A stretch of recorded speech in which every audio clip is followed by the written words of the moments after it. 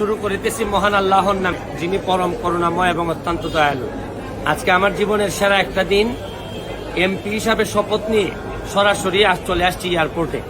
আমি দুবাইতে একটা বক্তব্যতে বলছিলাম, জীবনে যদি কখনো এমপি হই তাহলে একজন প্রবাসীকে সেলিউট দিয়ে এমপির কাজ আমি শুরু করব। প্রবাসীদের জন্য কাজ করতে চাই এবং আমি সংসদে প্রবাসীদের জন্য আমি বিশ্বাস করি যে প্রবাসীদের ইনকামের টাকায় আমাদের অর্থনীতির চাকা ঘুরে এবং একটা বড় অবদান রাখে প্রবাসীরা। এই জন্য একজন প্রবাসীকে সেলিউট দেওয়ার মধ্য দিয়ে এয়ারপোর্টে আসছি। এরপরে আমি অন্যান্য আমার এলাকায় যাব, কনস্টিটিউয়েন্সিতে যাব। আমি এখানে পাইছি আমার একজন প্রবাসী ভাইকে, উনি দুবাই থেকে আসছেন। আমার বললেন দুবাই থেকে আসছেন, ভাই কি নাম একটু কাছে নিয়ে আসেন।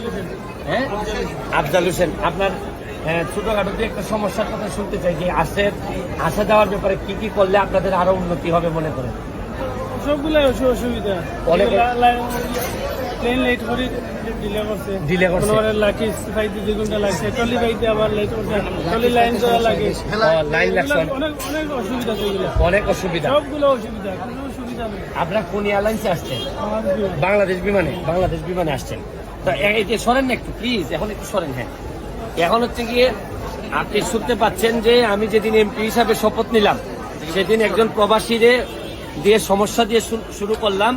আমি ওনাকে একটা সেলিউট দিচ্ছি যে ওনাদের টাকায় আমাদের এই কিটা চলে, আমাদের এটার কৃতজ্ঞতা জানাইতে চাই। আমি এমপি মনে করি একটা দায়িত্ব পালন করতে চাই।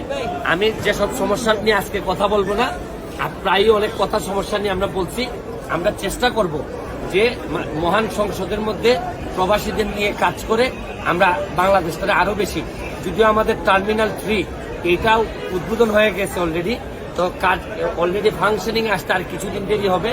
এইটা হয়ে গেলে আশা করি বঙ্গবন্ধু কন্যার জননেত্রী শেখ হাসিনার নেতৃত্বে যে কাজগুলো হচ্ছে এগুলো আরো বেশি স্পিডি হবে। আমি ওনাকে একটা আশ্বস্ত করতে চাই, আপনাদের পক্ষে আমি সংসদ ভবনে কথা বলবো এবং এইসব সমস্যা নিয়ে কথা বলবো এবং আপনাকে একটা সালাম দিয়ে আমি আমার যাত্রা শুরু করতে চাই। Thank you. ভালো থাকবেন, আমার জন্য দোয়া করবেন। আমি আমার নির্যাতিত নিপীড়িত মানুষের সারা দেশের দুর্নীতি এবং ফুটবলের জন্য কথা বলতে চাই।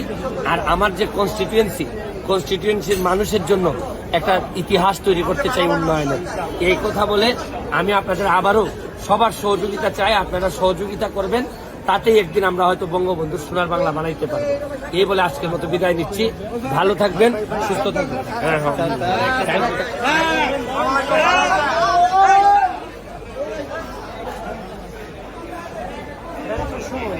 এমপি বাদ দেন না, ক্যান্সেল করে দেন।